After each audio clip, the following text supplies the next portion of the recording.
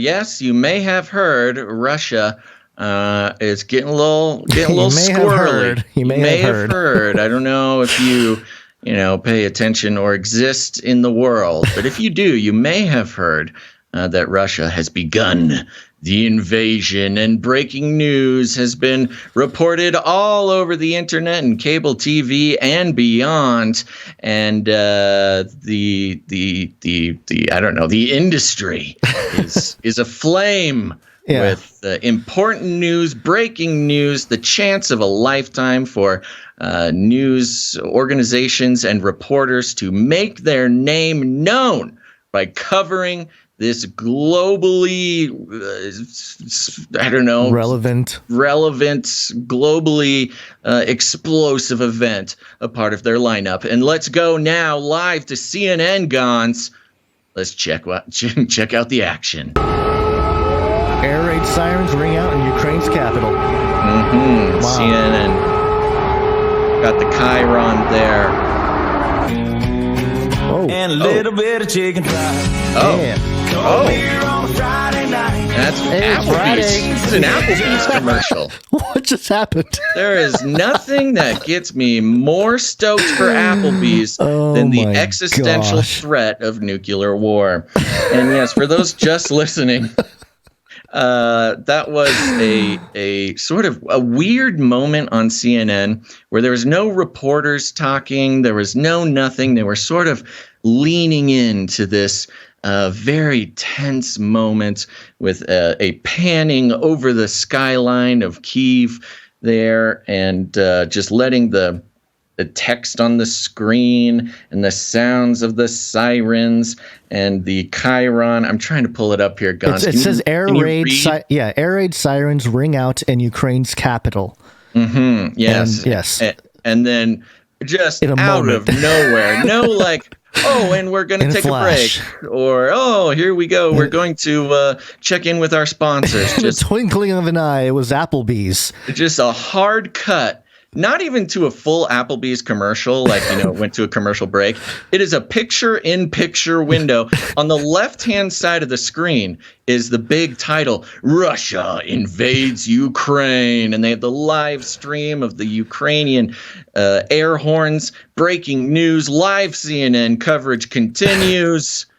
Applebee's on the right-hand side. It was just an extraordinary moment in cable news television. And I'm so happy that it came from CNN. I mean, you can really tell they're starting to get their act together over there. Somebody at Applebee's in the marketing team is saying that was my idea right there. I should get paid extra money. Great timing. It is such a beautiful example of the state of our news industry, where if you're new to the country and you don't know what the mainstream news really is about, you can just watch this and feeling down about the apocalyptic world war breaking out right in front of our eyes, and the sort of macabre scene of a gray Ukrainian skyline undertoned by the triggering sounds of simply the alarm clock of death ringing over the world as we wait. Well, come on down, get a little bit of chicken fried from Applebee's. 2-for-1 chicken deal, and get yourself a couple of Coors, baby, because we're going to war. Yeah, there you go. Okay, that's it. Let's move on. That was fun. Okay, take us through some of it, guys. Okay, so there's some tweets out there, and I don't know the level of credibility. These are just people that claim to be there. This one was interesting. Francesca Ebel, correspondent at AP, Tunis correspondent at AP, and she tweeted out, "I'm in the north of Kiev where Russia is continuing to bomb the neighborhoods. So Russia is continuing to bomb the neighborhoods. This is the bridge that Ukraine blew up today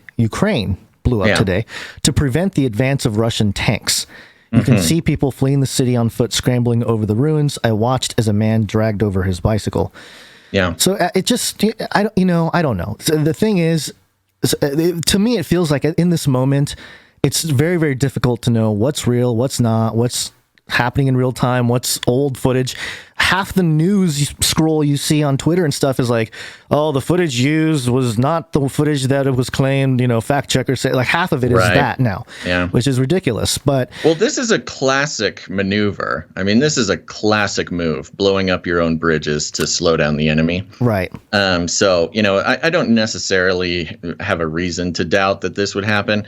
It is sort of used as first of all, it shows the desperation. I mean, they don't do this unless they are serious about the invasion coming in. So, but if there are air raids and stuff, like wouldn't a broken bridge wouldn't matter if they're flying over? Well, they're doing it for the tanks, baby. They don't want the tanks cruising in. Yeah, because then the Russians will have to build their own bridge, one of those little military floating bridges. Right. Which is common, but it slows them down a little bit. But yeah, I mean, pretty sort of dramatic scene there. Right. We've got this Wall Street Journal article here coming in. Yep. And loading slowly because it's archived. Yes. And it goes like this. Ukrainian capital rocked by explosions as Russia intensifies attack. Now, this is something that's been reported a lot. You're hearing a lot about these explosions. There's explosions going on. They're not necessarily, there was some talk about air raids. There was some talk about other stuff, but mainly just explosions. Let's see what's going on. Russian forces renewed bombing Ukraine in the early hours of Friday morning. The central Kyiv rocked by explosion. With central Kyiv rocked by explosions after President Vladimir Putin ordered an offensive that he said was aimed at toppling the government. So Vladimir Putin says this is aimed at toppling the government, according to Wall Street Journal. It's been interesting because, of course, he at first was like, we're just going to liberate these separatists regions. We're just going to do some peacekeeping. Overthrow the government! Right. According to Ukrainian news outlet Liga.net, Kyiv Mayor Vitaly Klitschko announced that 3 people had been injured, one of them critically, when a rocket fragment hit a residential building in the city. The building is on fire and might fall, Mr. Klitschko said. Quote, horrific Russian rocket strikes on Kyiv. Last time our capital experienced anything like this was in 1941 when it was attacked by Nazi Germany. Ukraine's Minister of Foreign Affairs, Dmytro Kuleba, said on Twitter, quote, Ukraine defeated that evil and will defeat this one. Earlier, President Volodymyr Zelensky and Ukraine had sustained 137 dead and 316 injured on Thursday. He said Russia wasn't only striking military targets, but also civilian sites. Roughly 100,000 Ukrainians have been displaced, according to estimates from the United Nations High Commissioner for Refugees. Ukrainian officials and said Russia had attacked on a wide front along the country's frontiers from Belarus to the north, Russia to the east, and Russian-controlled Crimea in the south. By nightfall, Russian forces captured the now-defunct Soviet-built Chernobyl nuclear power station, the site of the world's worst atomic energy disaster and the surrounding exclusion zone. Oh no, they've taken Chernobyl, Gonz. Well, yeah, that's part of the northern part, right? And they're sort of cruising down by that river. That's what Russia wanted all along. They just wanted Chernobyl back. Right. They miss it from their Soviet days. They need to stake claim of their mutant creations there. I was going to say maybe there's some mutant communities with special powers. Yes. The White House said it had credible reports that Russian soldiers are holding staff at the nuclear site as hostages. Mm-hmm. The White House said that. They had credible reports. Yeah. Okay. Videos posted by Ukrainian authorities showed evidence of fierce fighting around the country with downed aircraft and damaged tanks and armored personnel vehicles from both sides. President Biden called Mr. Putin's move an unprovoked, Biden, come on, attack and said the U.S. would impose new sanctions on Russian banks. Ooh, got him. The country's elites and its largest state-owned enterprises ramping up Washington's efforts to punish Moscow. Quote, Putin is the aggressor. Putin chose this war, and now he and his country will bear the consequences, Mr. Biden said during a speech at the White House Thursday afternoon. The Ukrainian leader earlier had said Russian attack at Chernobyl risked a new radiation leak and called it, quote, a declaration of war against the whole of Europe. Yeah, well, he would want Europe to get involved here. He urged Ukrainians to take up arms. Now, this is an interesting, well, let's keep reading here. Quote, we are defending our freedom, he said. We be ready to support your state on the squares of your cities. Did you hear this announcement? No. He's basically calling for civilians. They were just passing out guns to civilians in Ukraine. They're not even just relying on the military. He's like, yo, this is our moment. If you want a gun, just come ask for it. Wow. Just your government passing out guns. What a cool what a cool country. The offensive, for which around 190,000 troops were massed around Ukraine, amounted to Mr. Putin's most aggressive move to redress what he views as Russian losses since the collapse of the Soviet Union, the end of the Cold War, and the expansion of the North Atlantic Treaty Organization and the European Union towards Russia's borders. And this brings, this is the one sort of paragraph that mentions like Moscow's or Putin's motivations and kind of just moves on. Of course, we've talked about the economic reasons for this. But NATO, the inclusion or the at least the threat of NATO, including Ukraine, was also a big part of this. You know, you think of Russia, they've pretty much just taken loss after loss for about 100 years. They haven't really had a whole lot of wins. And the one thing that they've been really serious about is not including Ukraine into NATO, because NATO traditionally has been sort of an it's basically was created in part to keep Russia limited, to limit Russia and their ability to expand westward, and do whatever. And so take over the world. Yeah. And so a part of what really escalated this whole thing was Washington and the rest of NATO bandying about the idea of including Ukraine into NATO. Because if you're a part of NATO, then you're kind of like you're on the other team. You're on the wrong side. It's choosing a side, and you can pull from NATO resources. NATO allies have a responsibility to defend you, and if you go to war, they have to join with you. It's like a whole thing. Are they like the prodigal son? Like, we let you go, or we're gonna come back, but more forceful. You're talking about Ukraine? Yes. Well, part of the reason why they're so worried about Ukraine is because Latvia, Estonia, and Lithuania are in NATO. Those were the other former Soviet regions, and they got their independence from the Soviets and then were introduced into NATO. And they're kind of the front lines as far as the NATO alliance. They're the front lines of Russia. And the one sort of country that was formerly Soviet that is not in NATO, I believe it's the one, maybe besides Kazakhstan, if that counts, at least the one standing in the way of Europe is Ukraine. And so, Putin has been saying for years and decades even, like, do not let Ukraine into NATO. And then suddenly, the past few years, there's just a lot of talk about letting Ukraine into NATO, which has precipitated into what we're seeing now. But to move on, Moscow's assault presented the U.S. and its allies with a test of their unity over how to respond to Mr. Putin's challenge to the global balance of power. The U.S. has promised harsh economic sanctions, but Mr. Putin has leverage too. Russia is a major supplier of energy to Europe.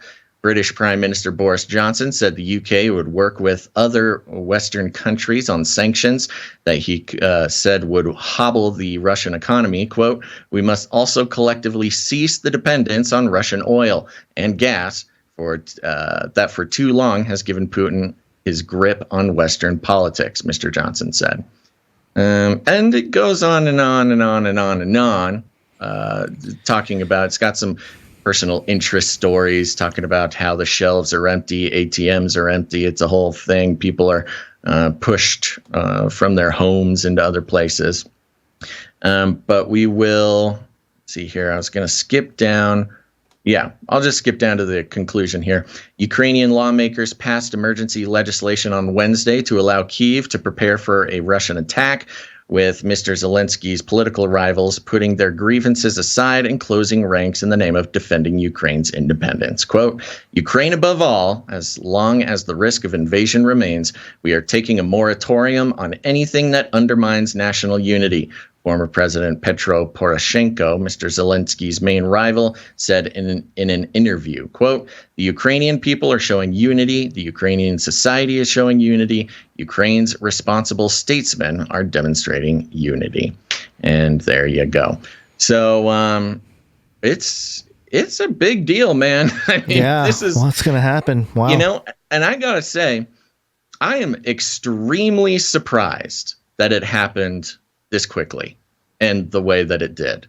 You know, we've been hearing the rumblings from the CIA mainly through the White House. Of course, the false flags and the this and the that. I did not think it was going to happen this soon. Biden was not joking when he said, I think this is going to happen in a couple of days. So, yeah, it is a developing situation, to be sure. And, I don't know. We've got a lot of things to look into. Yeah, it's the implications, the layers of this is pretty intense. There's just no time, and we don't have enough time to cover all of it. It's there's so many things that you can address with this. I've read some Bible prophecy talk. You know, Putin being one of the princes and Daniel, but right. We won't dig into that. And just to list some of the layers. You know, a lot of what we were talking about previously was economic, the Nord Stream 2 pipeline, which was one of the first targets for sanctions and has been put on hold indefinitely at this point. So that was definitely part of the layer. Another side of it is, economically in a response to the rising inflation globally, the falling markets globally, the ramifications, the economic ramifications of COVID, which, a small world war would certainly cover up and make people forget about why exactly the inflation is happening in the first place. So that definitely helps ramping up. You know, I've done long segments about the military industrial complex, where when you've expended, a lot of the traditional economic options for recovery, the only way out for America, at least, is war. You got to fire up the military industrial complex, and that is one way the weapon making. Right. All sorts of things. I mean, when a war is going on, every industry is impacted. There's a slowdown on petroleum consumption. And so it's one way to hide sort of mistakes, economic mistakes, and also another way to bolster some sort of growth, or at least hide have justification for some of the economic things going on. So that's part of it. And then in the way of gas, there's definitely a great reset aspect of this, which is oil went up to $100 a barrel this morning. And I know. Yeah. So gas is going to be extremely expensive. I almost hit, for the first time in my life, a full tank of gas was $95 the other day, 2 days ago. So, yeah. Oh, yeah. No, California. I couldn't believe it. I was like, oh, my goodness. A lot of places in California are already above $5, but I would not be surprised to see $6 a gallon. So, another part of that, for great reset purposes, is, $6 a gallon for gas. Well, looks like you better buy an electric car. Looks like you better get solar. Looks like you better become more green, folks. So there's layers and layers on this, which we'll be unpacking, of course, over the next few weeks.